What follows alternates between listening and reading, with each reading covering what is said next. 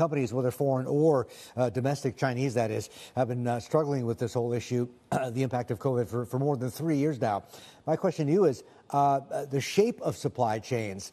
How much really have they changed over the last 3 years? Have they sort of bypassed China and grown sort of new branches, et cetera, or are they still trying to somehow work with what they have in China?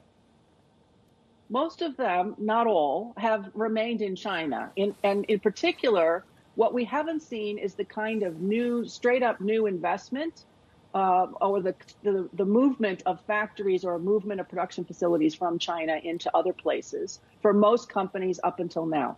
Because the reality is that you're in China for often very good reasons, because they do what you need, the ecosystem works for you, the speed, the scale, the ability to deliver is unparalleled. No one else can do that. And so if you've moved, what you've done is you've taken your extra dollar of investment and you put that not in China, but you put that in another market.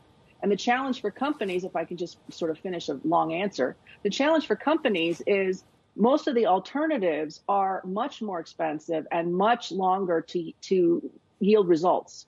So you start to say, well, let me move 10% of my more vulnerable supply chains. 10% could take an awfully long time to pay off, and the costs are going to be a lot higher. So at a time of economic uncertainty, is this the moment when you want to start moving or changing or adjusting your footprint? And for most firms, the answer has been, no, we're going to keep thinking about it. But every sort of crisis like this one reminds everyone in a company of the risks of remaining with the supply chain footprint that you have. And it accelerates at least the conversations, if not the actions, to do something different. Hi, I'm Emily Tan, and thanks for watching CNBC. You can check out more of our videos by clicking on the boxes on the screen. And don't forget to subscribe to the channel for more. Thanks for watching.